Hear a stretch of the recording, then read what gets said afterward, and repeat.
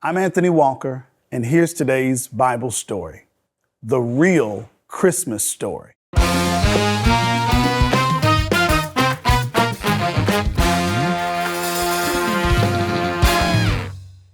In a world saturated with the mind of consumerism, where the shimmer of material desires often overshadows the depth of true meaning, there lies a story that transcends time and culture. This narrative, ancient yet ever relevant, slices through the noise of our daily lives, reaching into the core of our existence. It's not merely a tale of birth. It is the unfolding of a divine prophecy, a story that bridges the chasm of time to connect us to a humble stable in Bethlehem.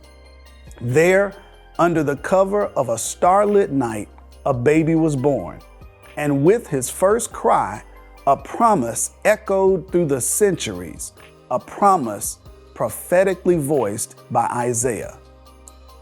The prophet Isaiah, with divine insight, proclaimed the coming of a child born of a virgin, who would be named Emmanuel, meaning God with us. This prophecy was not simply a prediction of future events, but a ray of hope piercing through the darkness of human despair. It foretold the arrival of a Messiah who would bear the weight of governance on his shoulders, a figure known as Wonderful Counselor, Mighty God, Everlasting Father, and Prince of Peace. This child was destined to be a beacon in our darkness, a guide for the lost, a redeemer for souls burdened by life's trials. Transport yourself to a small, bustling town named Bethlehem, swelled with the influx of people due to a Roman census. Among this crowd, a young couple, Mary and Joseph. Exhausted from their journey, they sought refuge. Mary, a young virgin woman, a vessel chosen to carry the baby Jesus, the fulfillment of ancient prophecy, gave birth in the most modest of places. In this unassuming locale, the sacred touched the mundane, the eternal intertwined with the temporal, the long-awaited prophecy come to fruition. Yet in the shadows lurked King Herod, fearful of the prophecy and determined to prevent its fulfillment. His heart, darkened by power and paranoia, could not fathom the advent of a new king, one foretold to bring salvation and hope. Herod's cunning mind devised a scheme to locate the newborn king under the guise of reverence, seeking to snuff out the light that had come into the world. So he sent wise men to try to find him. Their journey, laden with significance, led them to Bethlehem, where they would pay homage to the one whose birth altered the course of history. The gifts they brought: gold symbolizing kingship, frankincense indicating divinity, and myrrh foreshadowing death, were not just treasures, but profound symbols of the identity and destiny of this newborn king.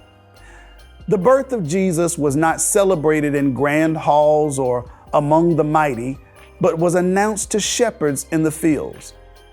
Heavenly messengers broke through the veil of night, declaring to these humble men, "Do not be afraid. I bring you good news that will cause great joy for all the people.